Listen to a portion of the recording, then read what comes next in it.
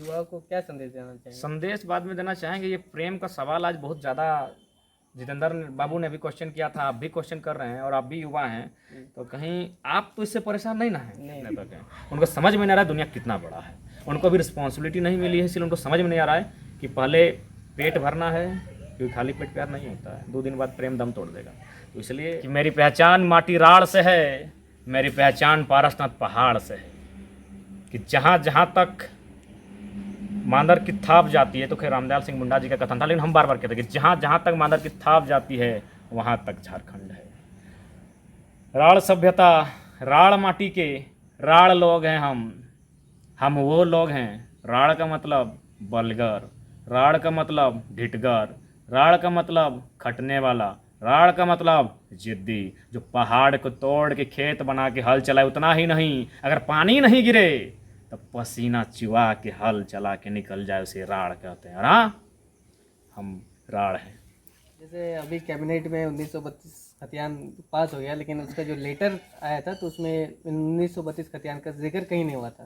तो बहुत लोग सोच रहे हैं कि 1932 खतियान लागू नहीं हो सकता है, तो इस पर क्या रीज़न क्या है? देखिए, पहला बात है, लोकतंत्र में लोगों की मांग ही सर्वोपरि होती है, और मुझे लगता है कि अगर इस राज्य को वास्तव में सुरक्षित और संरक्षित करना है तो बाहरी राज्यों के अतिक्रमण से इसे सुरक्षित करना होगा। आप जो कानून बनाते हैं मायने नहीं है, आप कुछ ऐसे कानून का व्यवधान करिए कि बिहार के लोग बिहार की सीमा में, बंगाल के लोग बंगाल की सीमा में, और छत्तीसगढ़ के लोग छत्तीसगढ़ की सीमा में एक परमिशन मांगे कि भाई झारखंड में हमको जाना है। मेरे कहने का मतलब है अतिक्रमण ना हो। अगर वे लोग आएँ तो नियम से आएँ, रोजी रोजगार के लिए आए तो नियम से आए, नौकरियों में आए तो जो परसेंटेज बनता है 10% या 5% का, उसमें नियम से आए। ये धड़ल्ले से फर्जी सर्टिफिकेट बना के, तो मैंने आउटसोर्सिंग के माध्यम से यहाँ के लोगों के अधिकार को छीनकर, इसका तो विरोध होगा और इसके लिए नियम बनेगा ही। जैसे आप बोल रहे हैं कि बाहरी लोग धड़ल्ले से झारखंड में प्रवेश कर रहे हैं, तो कहीं ना कहीं इनका सारा जिम्मेदार है कंपनियां, जो बाहर की कंपनियां जो हैं वही लोग आके तो कंपनी में बैठ रहे हैं। देखिए, कंपनी दोषी है, लेकिन कंपनी से दोषी तो सब गवर्नमेंट है, क्योंकि बिना राज्य की सहमति से और राज्य की अनुमति के बगैर कोई यहाँ कंपनी स्थापित नहीं हो सकती है। तो राज्य की अनुमति है, और राज्य अनुमति यानी उसको एमयू कहते हैं, पर्ची काट के दे देना, माने रजामंदी देना। तो राज्य उसकी रजामंदी इसलिए दे रहा है क्योंकि राज्य में जो सत्ता में बैठे लोग हैं, भले वो बोलते हैं कि हम सरकार में और हम विरोध में हैं, लेकिन ऐसा कुछ नहीं है। जब कंपनी की बात आती है, पता चलेगा कि 4 पार्टी, चारों पार्टी के विधायक को फंडिंग जाता है। तो उन लोग अपना पैसा, अपना व्यक्तिगत लाभ, अपने परिवार के लोगों को ऐश आराम की ज़िंदगी देने के लिए इस हद तक चले गए हैं कि उन्हें मतलब भविष्य दिख नहीं रहा है कि इस राज्य का क्या होगा। कंपनी एक नियम होना चाहिए था, 75%, 80%, 50, जो भी है, कि यहाँ के जो स्थानीय लोग हैं उन्हें आपको देना होगा, और स्थानीय कौन है वो एक नियम बनाना ही होगा कि यहाँ के कौन है।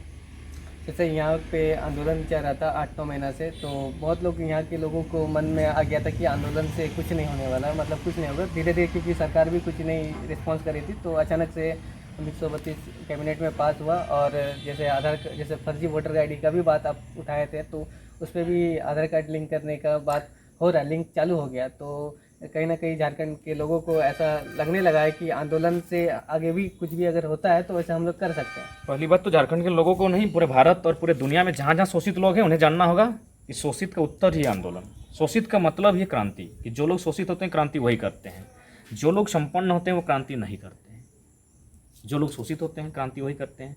हम लोग भारत आज़ाद किए, आंदोलन से किए, क्रांति से किए। किन्होंने आज़ाद किया? जो लोग शोषित थे, क्योंकि राज परिवार हाथ खड़ा कर चुका था, राज परिवार अंग्रेजों के घुटने टेक चुका था। किसने किया? किसानों ने, क्योंकि शोषित कौन थे? किसान थे, उन्हें टैक्स जाता था। तो उसके बाद जब हम लोग अलग झारखंड राज्य लिए, किन्होंने अलग किया? शोषितों, पीड़ितों ने आंदोलन से किया। तो ठीक उसी प्रकार आंदोलन से ही अधिकार भी मिलेगा, बिना आंदोलन से कुछ नहीं मिलता है। जैसे आप झारखंड के देश को पूरा मतलब अब अच्छा तरीक़ा से जनता को समझते हैं कि क्या क्या सही होना चाहिए, क्या क्या नहीं होना चाहिए, और जनता का बहुत ज़्यादा प्यार आ रहा है, और जनता का बहुत सारा इच्छा भी है कि आप सत्ता में आए, आप इसी झारखंड को संभालें। तो अगर आप बनते हैं झारखंड के लिए कुछ अच्छा पोस्ट में जाते हैं, तो आप क्या क्या चीज़ जो है वो लाना चाहते हैं झारखंड के लोगों के लिए? देखिए, सबसे पहला बात है कि झारखंड में बहुत सारे स्कोप है जिन पर हम लोग बात कर सकते हैं। सबसे पहली बात है कि हमारे पास झारखंड 80% कृषि है, यानी 80% जो लोग हैं, अब शायद 5% गिरा होगा, 10% गिरा होगा, यानी 70 मान लेते हैं। 70% लोग कृषि पर आश्रित हैं। लेकिन ध्यान देने वाली बात है कि 70% लोगों के लिए निर्वाहन करने के लिए एक ही फसल है, धान। बहुत कम ही लोग गेहूं लगाते हैं या फिर अन्य फसल। यानी झारखंड के पास एक ही फसल है जो हम लोग प्रमुखतः धान कह सकते हैं, और उसी को बहुत ज़्यादा संख्या में लोग लगाते हैं। तो यदि राज्य सरकार केंद्र का सहायता से जो उनको अनुदान मिलता है उससे थोड़ा सा अपने विजन को मजबूत करे, और अगर झारखंड के किसानों के हाथ में दूसरी फसल दे दे तो राज्य की उन्नति हो सकती है। तो उसके लिए आपको सोचना होगा, चिंतन करना होगा। इन लोगों को तो पता नहीं कि दूसरी फसल देने का मतलब है काट के नहीं देना, एक मौसम ऐसा बनाना, कहने का मतलब है गेहूँ, तो गेहूँ के लिए पानी चाहिए जिस मौसम में होता है। तो अगर हम डैमों के माध्यम से या जो नदियों का पानी है उसे अगर कृषि के लिए उपलब्ध कराएं या फिर पानी के स्रोत की व्यवस्था करें, तो मुझे लगता है दूसरी फसल मिलेगी। तो दूसरी फसल मिलेगी तो कृषि उन्नत होगी, अगर कृषि उन्नत होंगे तो किसान उन्नत होंगे, और किसान उन्नत होंगे यानी उनमें पलायन, विस्थापन, हताशा, निराशा, भविष्य की चिंता थोड़ी कम होगी। और जैसे झारखंड में बिजली उत्पादन कोयला से होता है, डैम भी बहुत सारे हैं, लेकिन फिर भी झारखंड में बिजली की समस्या बहुत ज़्यादा है। और यहाँ पे झारखंड में 55% ऐसे गांव हैं जहाँ पे अभी तक बिजली नहीं पहुँची है। देखिए, इसके लिए मैंने वही कहा, जो योजनाएं, जैसे कि मान के चलिए अभी आप उदाहरण लेते हैं हम चांडिल डैम और पंचेत डैम। जब पंचेत डैम बन रहा होगा, मुझे पूरा विश्वास है उस समय के जो किसान थे जिनकी ज़मीनें ली गई थी डैम बनाने में, उन्हें यह आश्वासन दिया गया होगा कि यह जो डैम बनेगा और इसमें जो पानी जमा होगा, इस पानी को आपके खेतों तक ले जाया जाएगा, या फिर अगर इससे बिजली भी बनेगी तो 10-20 किलोमीटर का जो दायरा होगा वहाँ के लोगों को फ्री में बिजली मिलेगी। लेकिन आज क्या है, पंचेत डैम का पानी BSL बोकारो को बेचा जाता है। कंपनी का है पानी, बताइए। यानी पानी पर अब कंपनी का नियंत्रण है। जो पानी किसान के खेतों तक जाना चाहिए था, जिस पानी से मछली पालन होना चाहिए था, उसमें भी वहाँ के लोगों को लाभ मिलना चाहिए था, वो पानी बिक रहा है कंपनी को। जैसे आप रोजगार पे बात करते हैं, शिक्षा पे बात करते हैं, बेरोजगारी पे बात, भ्रष्टाचार पे बात करते हैं, लेकिन अभी देखने में आ रहा है कि युवा प्रेम में परेशान है, प्रेम के चक्कर में इतनी है। तो इस पे आप युवा को क्या संदेश देना चाहिए? संदेश बाद में देना चाहेंगे। ये प्रेम का सवाल आज बहुत ज़्यादा जितेंद्र बाबू ने भी क्वेश्चन किया था, आप भी क्वेश्चन कर रहे हैं, और आप भी युवा हैं, तो कहीं आप तो इससे परेशान नहीं ना हैं? नहीं, अगर परेशान रहते तो यहाँ नहीं रहते। हो सकते हैं परेशान हैं, इसलिए उत्तर मांग रहे हैं, क्योंकि बहुत सारे लोग हमसे जो बहुत परेशान, मेरे जो साथी हैं ना, बोलते हैं कि यार तुम कैसे लाइफ स्टाइल को जी लेते हो, इतना बेरोजगारी है, आज ना आंदोलन से पहले की बात बता रहे हैं, और तुम यार फ्री में निःशुल्क पढ़ाते हो, कुछ चिंता है कि नहीं अपने भविष्य की? तो कहीं ऐसा तो नहीं कि आप स्वयं परेशान हैं और अपने परेशानी का हल ढूंढ रहे हैं। अगर नहीं भी हैं तो आपके सवाल का उत्तर हम देने का चेष्टा करेंगे। क्या सवाल है आपका? जी, जैसे कि अभी हम भी वही समाज में रहते हैं, हम भी यहीं रहते हैं, तो देखते हैं कि लड़का जो है वो अभी प्यार में परेशान है, कुछ तो बेरोजगार के लिए परेशान है कि रोज़गार नहीं मिल रहा है, कुछ टेंशन है ये वो। लेकिन मैक्सिमम लोग अभी के जो युवा है वो प्यार में परेशान है, वो टेंशन में रहते हैं। तो वो जो उनको क्या संदेश दें? देखिए, सबसे पहला बात, छोटी सी कविता थी, बचपन में पढ़ा था मैंने, कि जब मैं एक अंडे के भीतर थी, एक चिड़िया की कहानी है। जब मैं अंडे के भीतर थी तो समझ में आता था कि जो दुनिया है वो अंडे की इतना ही है। जब मैं घोंसला में आया अंडे से फुटकर, तो लगा कि नहीं, दुनिया जो है घोंसले की इतने बड़ा है। फिर जब वो डाली में इधर उधर उछल कूद, तो लगा कि नहीं, चलो दुनिया इतना बड़ा है। लेकिन जब वो आसमान में उड़ा वो चिड़ा, तो बोला नहीं, दुनिया बहुत बड़ा है। ठीक उसी तरह युवाओं को, उनकी उम्र अभी है 9वां क्लास, 10वां क्लास, 11वां क्लास, 12वां क्लास, इतने तक है, उनको समझ में नहीं आ रहा है दुनिया कितना बड़ा है। उनको अभी रिस्पॉन्सिबिलिटी नहीं मिली है, इसलिए उनको समझ में नहीं आ रहा है कि पहले पेट भरना है, क्योंकि खाली पेट प्यार नहीं होता है, 2 दिन बाद प्रेम दम तोड़ देगा। तो इसलिए उनसे मेरा संदेश होगा, क्योंकि दुनिया में सत्य है, प्रेम सत्य है, प्रेम सबको होता है, आपको भी हुआ होगा, हो सकता है हमको भी हो जाए, उसमें कोई दो राय नहीं, कोई हमसे भी कर ले, इसमें कोई मैटर नहीं है। लेकिन प्रेम को आप नकार नहीं सकते हैं, लेकिन आपको एक नियंत्रण रखना होगा। आप झारखंड एक ग्रामीण कल्चर में रहते हैं, आपको कुछ मर्यादा रखनी होगी, आपको कुछ सीमाएँ रखनी होगी, जो सीमाओं का आपको नहीं लांघना है। तो उसमें क्या है, युवा उस चीज़ को समझ नहीं पाते हैं। उनको लगता है कि उसी चिड़िया की तरह कि अंडा, संसार इतने बड़ा है, लेकिन संसार बहुत बड़ा है। उनको लगता है कि मेरी जो प्रेम है, जिसे हम प्रेम कर रहे हैं, वही मेरा संसार है। नहीं भैया, उसके बाहर भी दुनिया है। एक सुंदर सा फुटबॉल का ग्राउंड है, एक सुंदर सा उसका बगीचा है, 4 गो खेत है, दुनिया और भी है। दूसरी बात, संसार में 2 ही चीज़ें महत्वपूर्ण हैं। एक जिससे सृष्टि होता है, यानी नर और नारी के बीच संबंध, और दूसरा भोजन। 2 चीज़ें इंपॉर्टेंट है, जहाँ तक मेरा तार्किक दिमाग कहता है। यानी साफ शब्दों में जनन और भोजन, यानी सृजन, जनन जिसके माध्यम से सृजन होता है, चाहे मतलब किसी भी प्राणी में, नर नारी हो या पशु पक्षी हो, जो भी हो, उनमें जनन एक प्रक्रिया होती है जिससे सृजन होता है, और भोजन, ये दो महत्वपूर्ण है। आज आपके पास कपड़ा है, 1000 साल पहले नहीं था, लेकिन फिर भी दुनिया थी। आज हमारे पास गाड़ी है, मोबाइल है, टेलीफोन है, टेलीविज़न है, 1000 साल पहले नहीं था, लेकिन दुनिया थी। क्या थी कि सृजन करने की, सृजन और एक भोजन, इससे ही दुनिया का। इसलिए सृजन का आधार है प्रेम। सृजन तभी होता है जब उसमें प्रेम आधार होता है। दो मैंने नर नारी अथवा नर मादा के बीच प्रेम, तब अगला सृजन होता है। तो प्रेम को कोई नकार नहीं सकता है, प्रेम को कोई झुठला नहीं सकता है। प्रेम का महत्व है, लेकिन थोड़ा सा आपको समझना होगा, नियंत्रण में रखना होगा कि प्रेम मर्यादित हो। जैसे आप इंग्लिश सब्जेक्ट लेके पीएचडी कर रहे हैं, ठीक है, लेकिन आप जो समझाते हैं वो साइंस से भी रिलेटेड समझा देते हैं और बहुत सारे चीज़ें, तो वो कैसे समझा लेते हैं? आदत है ना, फिलोसोफर हैं। बचपन में जब भी होता है ना कि कोई अगर दुखी होता है तो वो मैंने सोचता है कि कहीं जाके डूब मरे। हम सोचते हैं दुनिया का रहस्य को जाने। तो हम जब भी कोई टेंशन होता था तो छत में अकेले खुले जाके चांद तारा को गिनते थे, कितना दूर है, ये कब तक जिंदा रहेगा, कैसे आया दुनिया। तो इस तरह खोपड़ी में करते करते एक्सप्लेनेशन ऑटोमेटिकली आया है। और इसीलिए आज ये एक्सप्लेन ही मेरा ताकत है कि आज राज्य के लोगों को समझा रहे हैं और युवाओं को भी समझा पा रहे हैं। और दादा एक सवाल है, तो लग रहा है कि नहीं पूछे, लेकिन फिर नहीं, भी सोचे कि पूछिए। पूछ लेते हैं कि आपको कभी प्रेम हुआ है किसी से क्या? हाँ, फरहा खान से हुआ है, नीलम से हुआ है मूवी में। ओह, तो क्या वो मेरी हो गई? प्रेम किसी को कभी भी किसी से हो सकता है, लेकिन जरूरी नहीं कि उसको आप पा लें। पहला बात युवाओं को ये सोचना होगा कि प्रेम का मतलब सिर्फ पाना ही नहीं होता है। प्रेम का मतलब सेक्रीफाइस भी होता है। प्रेम एक भावना है, एक भाव है, एक भक्ति है। तो इसलिए हम लोग सोचते हैं कि पाना ही है, तो जरूरी नहीं कि उसे पा लें। हमको तो प्रेम सचिन तेंदुलकर से आज तक नहीं मिल पाए। देखिए उदाहरण दे रहे हैं, आपने दिखाया भी है क्या? The religion of cricket Sachin is God. हालांकि अभी आर्मी का दौड़ में गए थे तो छट गया। देखिए TH the religion of cricket Sachin is God. आज तक सचिन से नहीं मिल पाए। तो जरूरी थोड़ी कि जिससे प्रेम है आप उसको पाल लें। तो युवाओं को इस स्टैंड को क्लियर करना होगा। और बाकी देखिए रोहित बाबू, हम लोग गाँव में रहते हैं। यदि हम लोग कोई हमसे या तो हम किसी से, यानी आपसे कोई, आप किसी से प्रेम करते हैं तो आप उसको खुले तौर पे नहीं बोल सकते हैं, क्योंकि हम लोग ग्रामीण परिवेश में रहते हैं। हमारी कोई सीमाएं हैं, हमारी कोई मर्यादा है, हमारा कोई एक कल्चर है।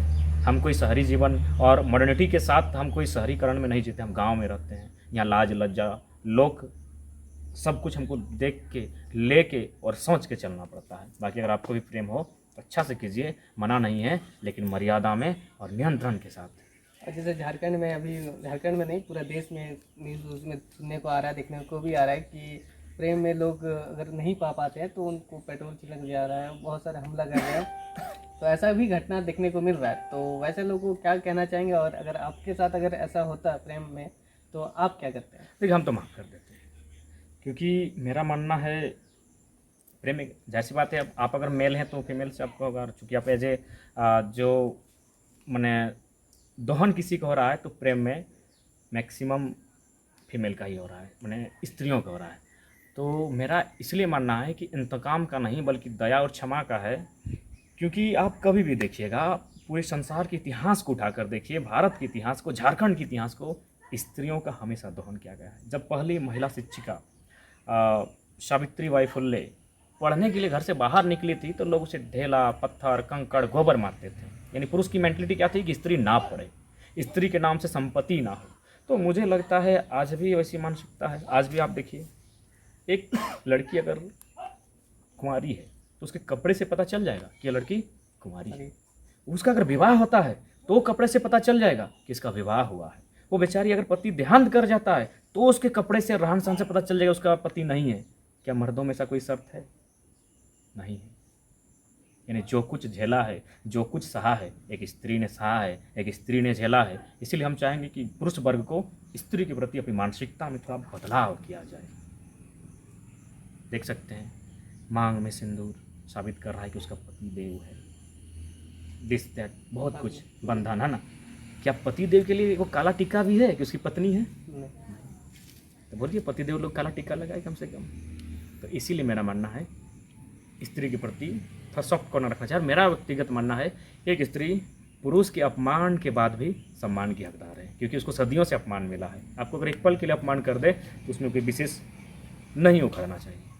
जैसे अभी उलगुलान 2 चल रहा है, उलगुलान 3 भी साथ में चल रहा है, तो उलगुलान 3 में क्या क्या होना चाहिए, और कुछ जो अब हमेशा से आंदोलन स्टार्टिंग से महिलाओं को आगे आने के लिए कह रहे हैं कि महिलाएं आगे आके लड़े, तो उलगुलान 3 में अगर ऐसा महिलाओं को संदेश देना चाहेंगे कि उलगुलान 3 में ज़्यादा से ज़्यादा महिला आगे भाग ले, तो क्या संदेश रहेगा? देखिए, मेरा मानना है कि आज के दौर में थोड़ा सा वुमेन एम्पावरमेंट महत्व है उसका।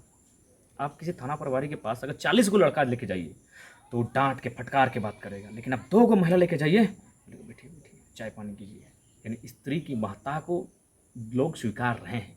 तो लोग जब स्त्री की महत्ता को स्वीकार रहे हैं तो स्त्रियों को भी अपनी महत्ता और अपने सामर्थ्य को स्वीकारना होगा और इस आंदोलन में आना होगा। और हम तो बार बार अपनी सभा में कहते हैं कि आपको स्त्रियों को भी गुस्सा आता है, वे लोग भी खून बहाते हैं, लेकिन वे खून शत्रुओं का नहीं है, ढीला का बहाते हैं, यहाँ डालते हैं, पटाख से फोड़ देते हैं। तो उन लोग से निवेदन करेंगे, अगर शत्रु से आपको गुस्सा आए तो शत्रु का खून बहाइए, ढीला का तो सदियों से बहा रहे हैं। और जैसे अभी आपका ऊपर केस भी हुआ बहुत सारा, लोग आम लोग पे अगर केस आता है तो आदमी को डर जाता है पूरा कि क्या करे क्या नहीं करे। आप पे बहुत सारे धाराएं लगा के केस लगाए, तो आप अभी जैसे है तो आपको रात में नींद आता है कि डर लगता है कि क्या होगा क्या देखिए, नहीं। जहाँ मैंने स्पष्ट कहा, हम बचपन से अपना माइंड को, अपने छोटी सोच को गजब का बना के रखें। हमको बचपन से ही हमको लगता है बहुत कम आयु 5-6 साल की आयु थे तब हम अपनी नानी से क्वेश्चन करते हैं कि हाँ नानी, हमने मर जी भाई की सोभिन मोरे ले लिए कि दुनिया में क्यों नहीं बाँचते एक दिन, ये इगला चांद तान देखा सब खत्म हो जीतेगी। मतलब गजब का थॉट्स आता था कि, या फिर पूछते थे कि चांद के बाहर कहाँ तक है दुनिया, उससे बाहर कहाँ तक जाएगा, कहीं अंत है कि नहीं, अगर अंत है तो फिर उसके बाहर क्या है। गजब गजब का सवाल आता था। तो फाइनली बड़ा हमें तो लगा कि जब सूरज मरेगा, धरती मरेगी, तो हम क्या है, कैसे होगा, चलता रहेगा। हमको पहला केस 2015 में लगा था, 25 को धारा, 25 को, उसमें भी 307 353। उसी तरह हाँ, थोड़ा सा पहला दिन आया तो थोड़ा सा मैंने शरीर तो मैंने लगा, थोड़ा सा नहीं, एक डर जा रहा, सिर्फ शरीर तो डर लगा, लेकिन मन को फिर मजबूत किएंगे, दर्द जो होगा देखा जाएगा। कौन यहाँ जीने के लिए आए, सब तो मर जाएगा, हाथी घोड़ा सब समा जाएगा गढ़ा में, तो हम क्या है। बड़ा कड़गा राजा महाराजा मर गया है तो कैसे हुआ न होने दो। तो फिर अपना माइंड को मजबूत किए, तो आज भी मजबूती के साथ चल रहे हैं। ज़्यादा क्या होगा, फांसी में लटका देंगे, उससे बुरा और उससे ज़्यादा कुछ नहीं होगा। मरने के लिए सब आया है, हम भी मरेंगे, जो हमको मारेगा वो भी मरेगा। और जैसे अभी कुछ दिन बाद सोहराय पर्व आने वाला है, तो उस पर लोगों को क्या संदेश देना चाहिए? हाँ बिल्कुल, लोग कहते हैं कि आंदोलन से क्या होता है, देख लीजिए। आंदोलन से करम पर्व को देखिए, आंदोलन से अब सोहराय को देखिएगा क्या होगा, और उसके बाद टूसू को देखिएगा क्या होगा। यही है आंदोलन। लोग कहते हैं आंदोलन से क्या होता है, करम पर्व होता था, लेकिन इस बार कम से कम 90% इजाफा हुआ है। यानी जिस क्षेत्र में 1 करम अखड़ा सजता था, इस बार 10 को करम अखड़ा सजा है। इस बात को आपको मानना होगा। ठीक उसी प्रकार सोहराय पर्व तो हमको लगता है बरद खुटा समाप्त हो चुका था, लेकिन इस बार लगता है बरद खुटा भी जिंदा होगा और मानर की थाप फिर से गूंजेगी। टूसू मर चुका है, टूसू डेड हो चुका है, एकदम डेड हो चुका है। तो चांची में, राजगंज में टूसू नहीं है, डुमरी में टूसू नहीं है, पीरटान में टूसू नहीं है। वचन है टूसू को भी जिंदा कर देंगे। यही है आंदोलन का महत्व। तो कुछ संदेश हैं जो आप देना चाहेंगे? हाँ बिल्कुल, संस्कृति, अपनी सभ्यता, अपनी माटी की गरिमा आप अपने हृदय में, अपने सोच में, अपने व्यवहार में जिंदा रखिए, ताकि आप जिंदा रहेंगे। और जो 1932 खतियान का जो है वो भी अभी चालू रहेगा कि उसको अभी थोड़ा न चालू रहेगा? खतियान की लड़ाई भी चालू रहेगी। खतियान की लड़ाई ने हम लोगों को पहचान दिलाया है, तो अपनी पहचान को कैसे भूल जाए। और हर त्यौहार फेस्टिवल में भी 1932 खतियान एकदम का अब तो हमेशा जारी रहेगा। चलेगा। और हर त्यौहार जो झारखंडी है, खासकर हम लोग का, जो यहाँ की राड़ माटी से उपज हुआ है, वो धूमधाम से एकदम फिर से उन्हें पुनर्स्थापना किया जाएगा, पुनर्जीवित किया जाएगा उनको। तो दादा आखिरी जाते जाते थोड़ा सा एक वो डायलॉग सुना दीजिए जो झारखंड में आपका पूरा वायरल चल रहा है, राड़ सभ्यता वाला। अच्छा, पहले आपको एक पुराना डायलॉग अपना सुनाते हैं कि मेरी पहचान माटी राड़ से है, मेरी पहचान पारसनाथ पहाड़ से है, कि जहाँ जहाँ तक मांदर की थाप जाती है, तो खैर रामदयाल सिंह मुंडा जी का कथन था, लेकिन हम बार बार कहते हैं कि जहाँ जहाँ तक मांदर की थाप जाती है वहाँ तक झारखंड है। राड़ सभ्यता, राड़ माटी के राड़ लोग हैं हम वो लोग हैं। राड़ का मतलब बलगर, राड़ का मतलब ढिठगर, राड़ का मतलब खटने वाला, राड़ का मतलब जिद्दी, जो पहाड़ को तोड़ के खेत बना के हल चलाए। उतना ही नहीं, अगर पानी नहीं गिरे तो पसीना चुआ के हल चला के निकल जाए, उसे राड़ कहते हैं। और हाँ, हम राड़ हैं। राड़ जोहार। राड़ जोहार दादा, बहुत